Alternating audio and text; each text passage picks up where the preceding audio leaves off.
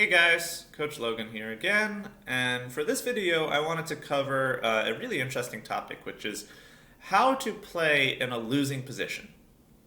Now, when I say losing, I don't just mean worse. I don't just mean a position where, maybe it's uncomfortable, but if you play accurately, you'll be okay. I mean a position where, even with accurate play, if your opponent finds the best moves, you're going to lose. I think that people tend to underestimate the skill involved with this. They say, a player was losing and they somehow draw or even win the game, and people say, it was just luck, right? But you'll see a lot of times top players like Magnus, find themselves in bad spots, and sometimes more often than you would think come out okay from it. And I think there's more of a skill to it than you might realize. So we're going to look at an example from one of my own games, but I want to highlight, I think, the two big things you should try to do when you're in a losing position. Number one is play tricky, not correctly. In other words, if you have a choice between one line that's like, what the computer would say is the best line, and say the evaluation is like -3 or something, that means you're still going to lose, okay, even with accurate play. However, if there's another line you can go for that, let's say it's like -6 or -7, it's objectively even more losing, but say there's a lot of trickiness and room for human error, go for that one, okay? Go for the one that's gonna cause more practical problems for your opponent. The second thing I would say, so the first thing was play tricky, not good. The second thing I would say is try to stay up on time. Okay, in a normal position, especially if you think you have a win, you should really spend your time and try to think it through. But if you're going to lose anyway, try to use the clock to your advantage. Try to force your opponent into complicated positions where they have to calculate accurately, but they sense that time ticking away. Okay, so with that in mind, I'm going to look at an example from one of my own games, and this was a Sicilian Najdorf gone wrong. And my opponent found a nice move here. He played this move, rook takes g6, which, so at first I had to figure out what he was trying to do. And then I had to try to think, okay, how can I keep this tricky? So pause your videos if you want. Try to figure out White's idea and then how we can keep this a game, even though we're in a bad position. Okay, so keep your videos paused if you want more time. But what I realized was if I play the natural move of taking this rook, after White plays, say, bishop takes e6 check, my king is in huge trouble. If I run to the h file, after queen to g2, I don't know how I'm going to avoid, disaster with queen to h3, right? White is taking away the g8 square with his bishop, and queen h3 is coming, and my king looks really lost. If I played instead king f8, maybe it's a little bit more resistant, but still, after something like queen to g2, White's getting ready to take on g6 and then play queen f7. Let's say like knight c5, trying to get back into the defense, just to show this. Okay, he's threatening queen f7 mate. Something like bishop f6 looks like it keeps you alive, but after just say bishop f4, White is threatening bishop takes d6, and then your queen will have to take back, and then they have mate. And this attack is just overwhelming. Okay, so I didn't want any part of that. Instead, how can I keep this alive after rook takes g6? Okay, so what I came up with was, again, objectively I'm still losing, but this move at least kept the game a fight. I played pawn to d5. And the idea was, I would like to take this rook, but the power of this bishop on this diagonal is too strong, so I'm trying to blunt that bishop a bit. I'm trying to say, okay, I'm going to shut this bishop out of play, and now it's more credible to take on g6. My opponent, though, found a good move. To his credit, he kept this attack going. He just played knight takes e6. At this point, he was ready to throw material to the wayside. By the wayside, I took the knight, and now he played bishop to d4, which is threatening to take on g7 again with devastating effect. So that was why he sacked the knight, was just to get this to keep this attack going on g7 and on my king. And again, how do you keep this going? Well, I played the move here pawn to e5, which is, it's funny. I shut down one bishop on this diagonal. Now I'm trying to shut down both bishops. Now, again, objectively, this doesn't work. This is, computer would laugh at this and, well, why are you even playing anymore? This is over. But, I'm threatening to take his bishop, and I've shut down the other bishop, and he doesn't seem to have mate on the spot. So this was an attempt just to say, okay, show me mate here. He found another good move, to his credit. He kept this attack going pretty well. However, I will say this. Where we started this position, we were both around 30 or so minutes left in the game. Now I was around like 25 or so. I was kind of playing these quickly and just keeping it alive. He was already down to like, this game was a couple of years ago, so I don't remember exactly, but he was significantly down. I think he was somewhere between 12 and 15 minutes, so his time was ticking. He played e takes d5, which is a very strong move. He's threatening pawn to d6, which will unleash this bishop again and win my queen and just all sorts of problems. So again, I'm just trying to keep this a game. And I played bishop to d6. The computer likes this long line after queen takes c2 check, where it says, okay, just get queens off the board. And that's its favorite choice. However, I just think that what the problem with this is after queen takes c2, rook takes c2, king, let's say king recaptures, and now, let's say here, for instance, e takes d4. Something like this, black has two minor pieces for a rook and a pawn. Which is actually in a context neutral setting is an advantage, but white's attack is just too strong. For instance, I think the move here that I liked, was rook to g1, where again he's threatening to take on g7, and the only way to defend this is bishop f8. But after d6 check, again, I just think this attack is winning. Something like king h7, his rook drops back, and he's threatening mate on h4, and it's not easy to deal with that.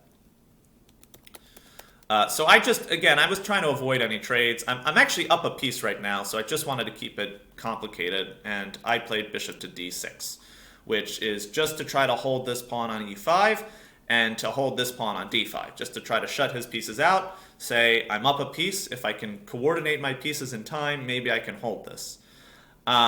He played the move here, rook to g1, which was actually not best. He should have just taken on e5, and honestly, I think I'm just lost here. I don't know what I'm going to do. I can't take back on e5 because he has pawn to d6 check. I'm not sure what he missed here. But instead, he played rook to d to g1, I think just getting ready to take on g7, which actually, unfortunately for him, gave me time for rook to e8.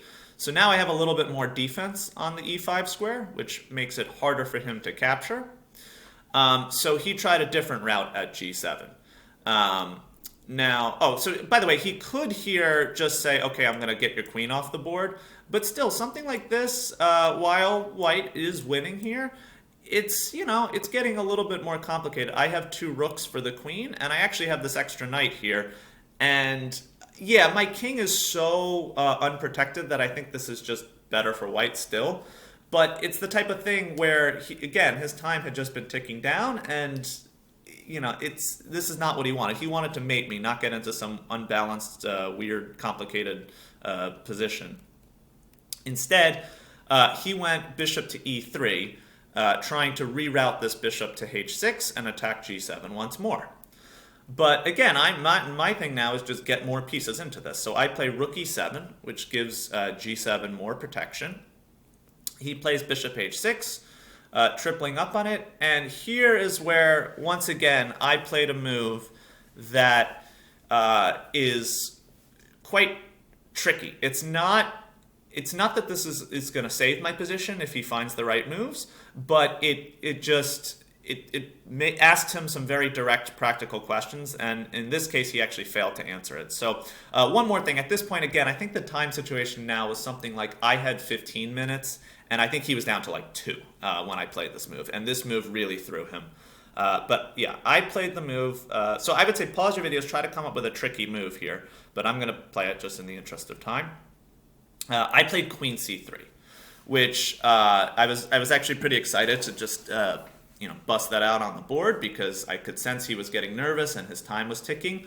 And it does not work, but it certainly looks a little bit scary at first glance, especially when the time is ticking and you didn't expect this. But what's my threat? Right? I'm threatening to play queen takes b2 checkmate.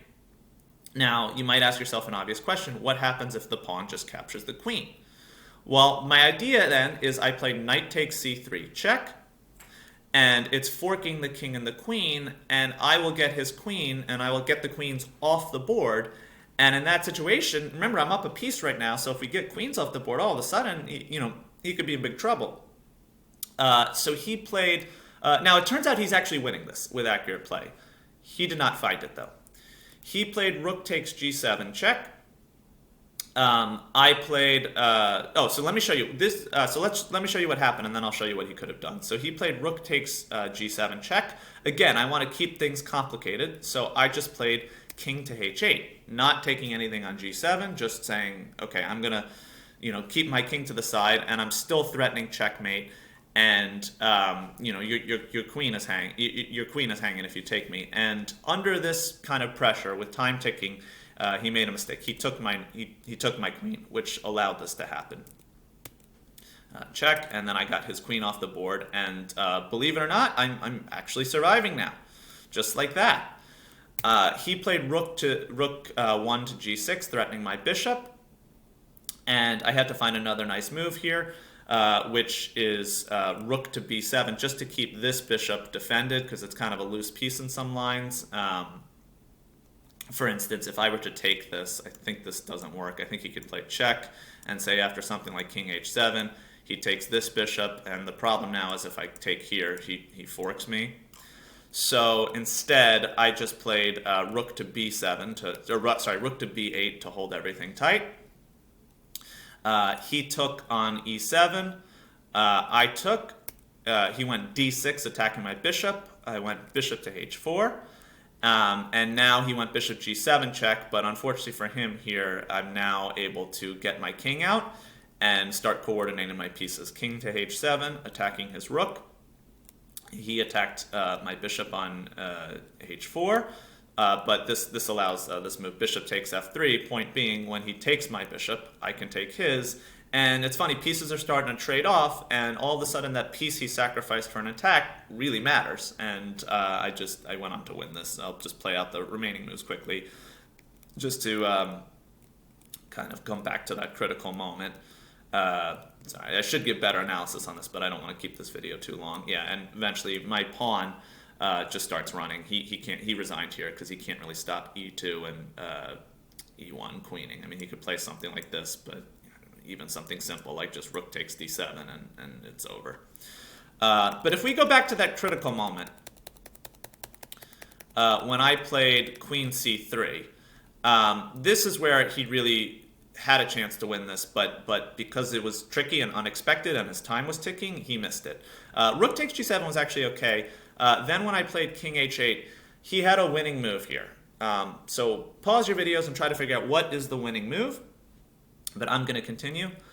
This is something I always tell the kids, but bishops go backwards. My threat is queen takes b2. He can actually play here bishop to c1, which defends the mating threat on b2.